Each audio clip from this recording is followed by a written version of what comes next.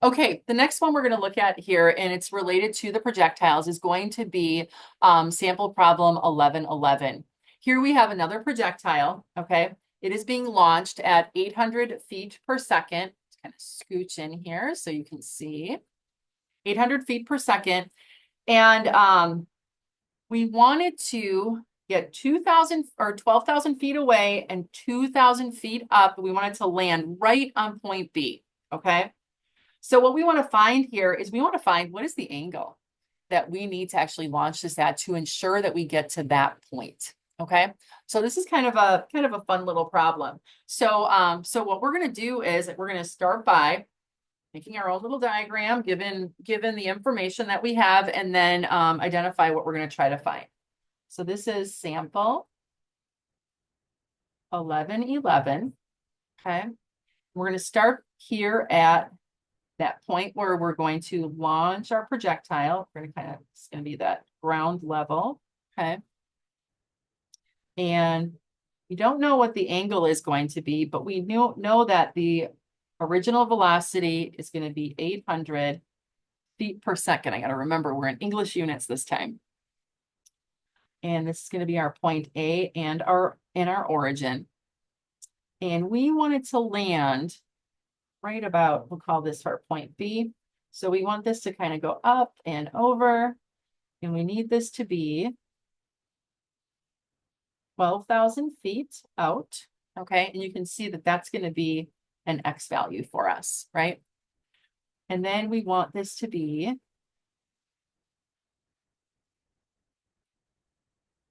2,000 feet up, and that's going to be a Y distance for us. Okay. We want to find alpha. Okay, we want to find out what alpha is. What angle do we have to put this at in order to hit that target? Okay. Now, as we can see here, we're going to have components of that original velocity. So we're going to sketch those in right away. This is going to be our velocity OX and our velocity OY.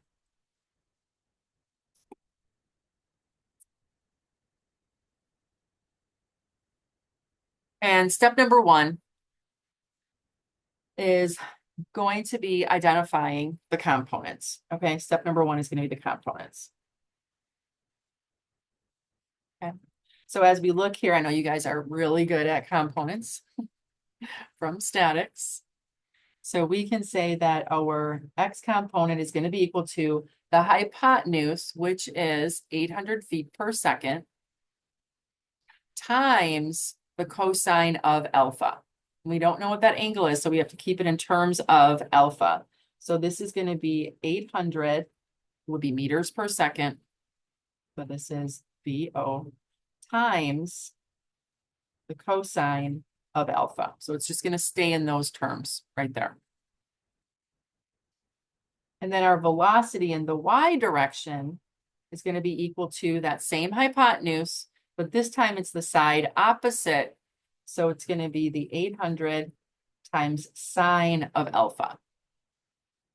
Okay. And again, this is our VO, the hypotenuse. All right. So since this is a projectile, we're going to look at the two separate motions in these two phases. So the next thing we're going to look at is going to be our horizontal motion. And we know there, this is going to be, our acceleration is going to be 0. Remember, it's just going to move along at a steady rate.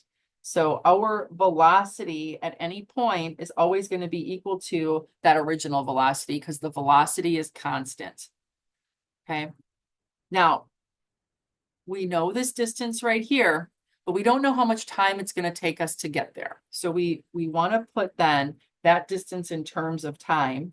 So underneath this section, we're going to say our X value is going to be equal to the velocity. And this is going to be the velocity. I guess I'll just put OX because that's what we have it at the top there, OX it could be X, O, X, whatever it might be, times time. Okay. Now, because we know we want to move that X distance of 12,000 feet, we can actually rearrange this to solve for time. So for instance, time is going to be equal to our X divided by our VOX. So this is going to be T is equal to our X value divided by VOX. And we know our X value to be 12,000 feet. We'll just leave it like that, divided by our OX, which is going to be our 800 cosine alpha.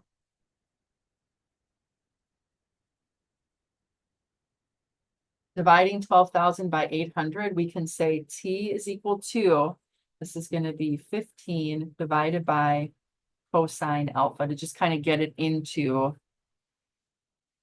kind of its lowest terms, if you would.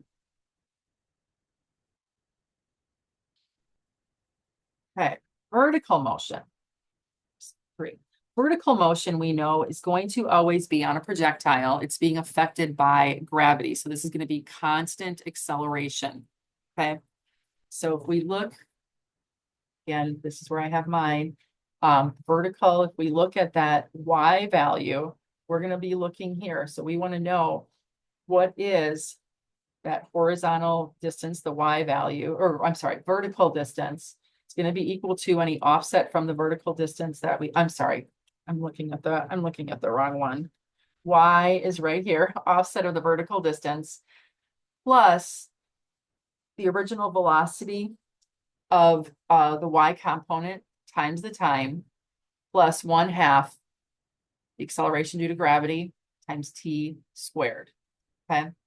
So let's write out what we know about that. So this is going to be vertical motion. Okay. And we're going to have Y is equal to YO original, and that's going to be 0 because we have everything on that origin. Okay, so there's no offset distance from where we're at, plus VOY times T plus 1/2 AT squared. Okay. Now, as we look at where we want to land, this Y value, we already know what that's going to be, right? If we look up here, we know that it's going to be 2,000 feet up. So this Y value, we know to be 2,000. It's going to be equal to, we know that our component of the velocity in the Y direction is 800 sine alpha.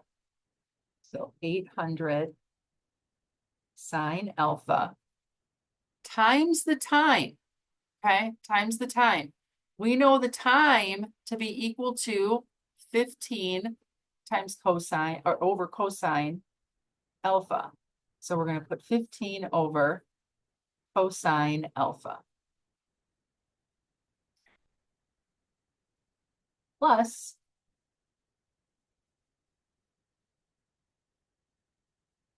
1/2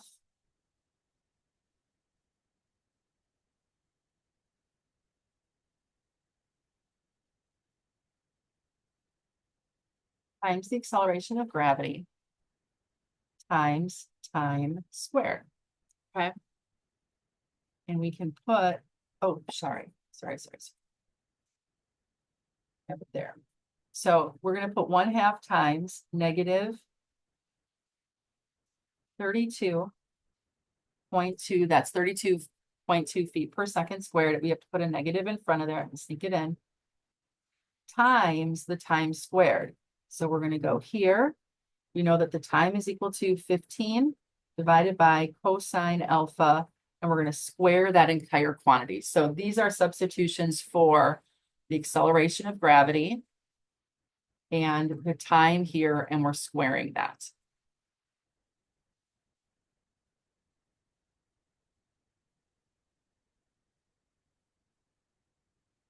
Okay. Now, we're going to do kind of the math here and see where we can go. Now, if you look right here, if I multiply these two together, do you see how this is going to have a sine alpha over cosine alpha?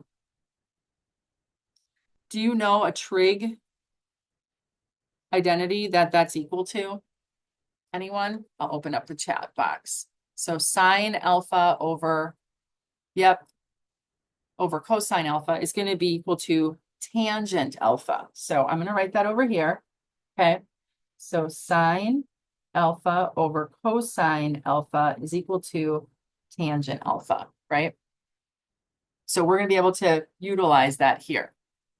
The other one that we're seeing is we are going to have, when we square this value underneath here, that's going to be equal to 1 over cosine theta, or cosine squared theta, okay?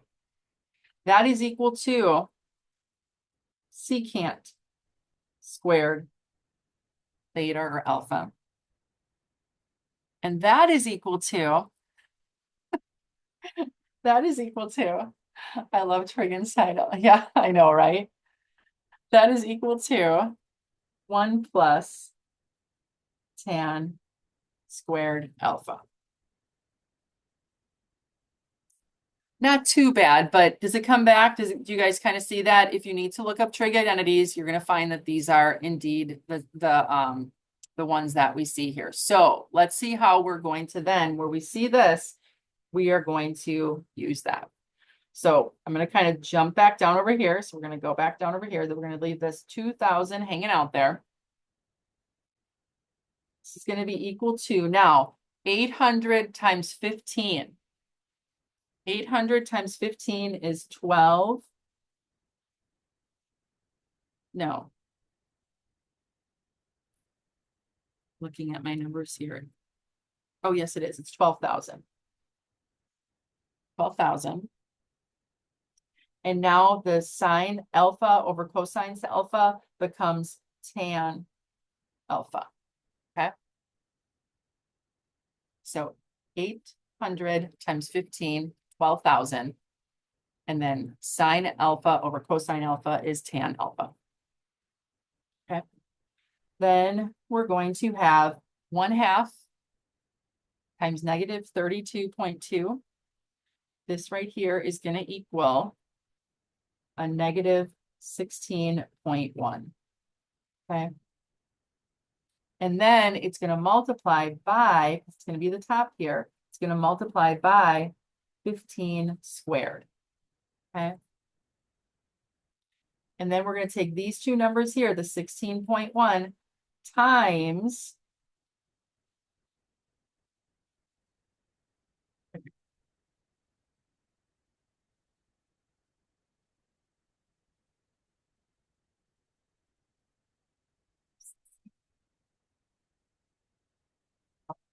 times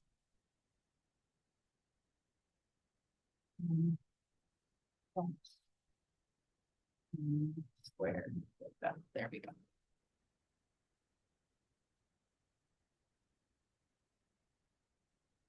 Oh, Christian, why is the acceleration negative 32.2? 32.2 feet per second squared is the English units for acceleration. And then it's going in a negative direction because it's always pointing down. Thank you.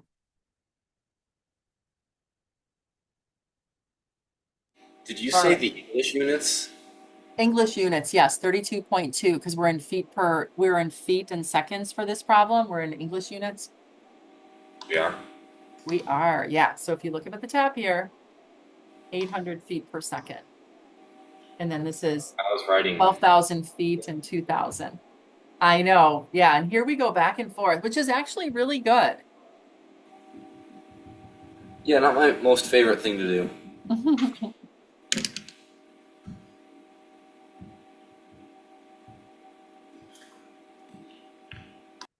All right. So now we've got to kind of expand this out. So everybody kind of where I'm at, change the number to freedom units. Oh, I like it. Okay. So we're going to take this 2,000, we're going to put it on the other side. So I'm going to kind of start at our equal sign here. This is going to be 0 is equal to, And we're going to leave the 12,000 tan alpha. We're going to have minus. Now this is going to be 16.1 times 15 squared. Okay. This number right here is 3622.5. So this is 3622.5. I'm just going to write it there as a placeholder because now I'm going to distribute that. I'm going to take that 3622.5 times 1. And it's a negative out front, so that's going to be our 3622.5 because that's the times the 1. All right. Now I'm going to take that same value, 3622.5, and I'm going to multiply it by tan squared alpha. So minus again, 3622.5 tan squared alpha. And then I can't forget, I've got to take my 2,000 and subtract it off the end. Okay, because I took this, I set that equal to 0, and that's going to be on the end there. Now, the two things that I can combine are these two right here. So I can add those two, and they're going to be a negative value. So if I put this in quadratic form, I'm going to put the square first. This is going to be negative 3622.5 tan squared alpha plus 12,000 tan alpha minus 5622.5. And we recognize that as our standard quadratic form. Okay. So we can use now our quadratic calculator to solve for alpha. Okay. Now our calculator has it in terms of time, but we're just gonna substitute for the angle itself. I am now going to share my Excel spreadsheet. Okay. Now, again, I'm not going to wait. I don't think it's a waste of time, but I'm not going to take the time to put these up here, and that's okay if you don't either. So my A is going to be the negative 3622.5. My B is going to be 12,000. And my C is negative 56. Negative 5622.5. There we go. So you're going to notice that I didn't get the right answer. What the heck? Hold on.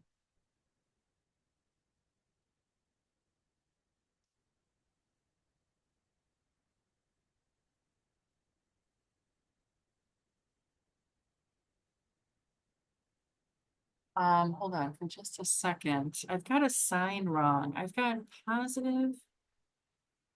When did that go to positive? 12,000.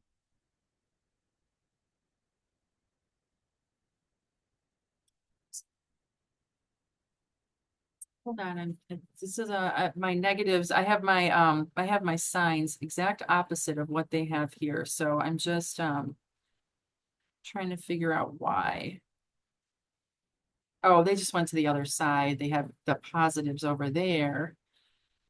And I don't think it really matters. Why? So if I just change this to values are the same, positive. This is negative. And then this is going to be positive. It's not coming out. We have the same numbers here. This is 22.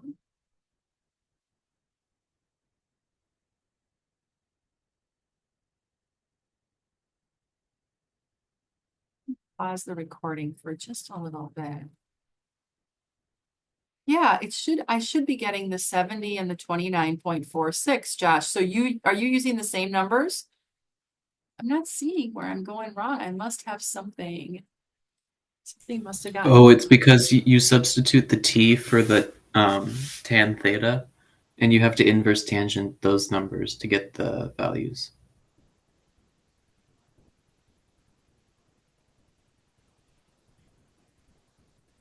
So do the inverse tangent of 2.74 whatever, and it should come out.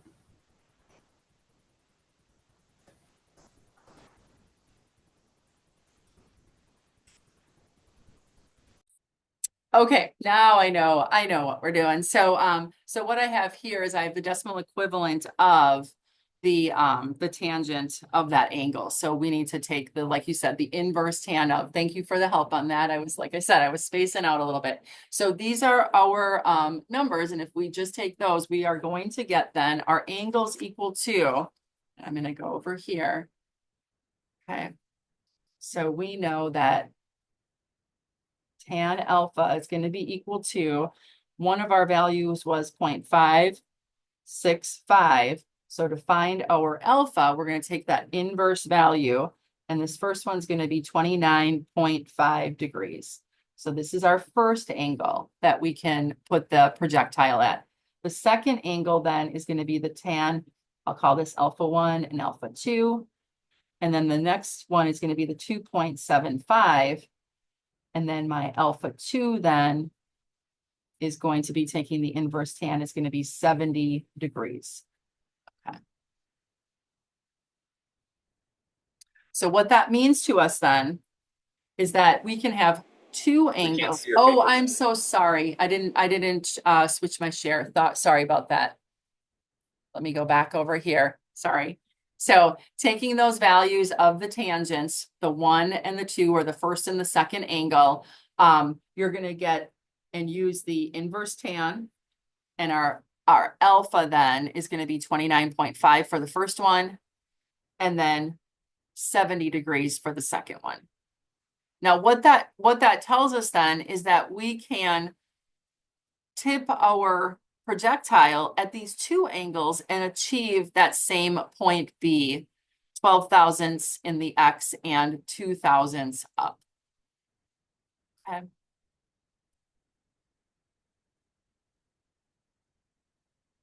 All right. I am going to, just to be sure, I'm going to put this one back up here so that so that if anybody needs to recompare, and just make sure you have everything that you need, that you get to this point right here, okay? Then you'll have the correct values that you need to get to that last point. And again, solving for that alpha value, we have two angles that we can tip this up at to still get to that point B. All right. So that takes care of the second example for projectile motion.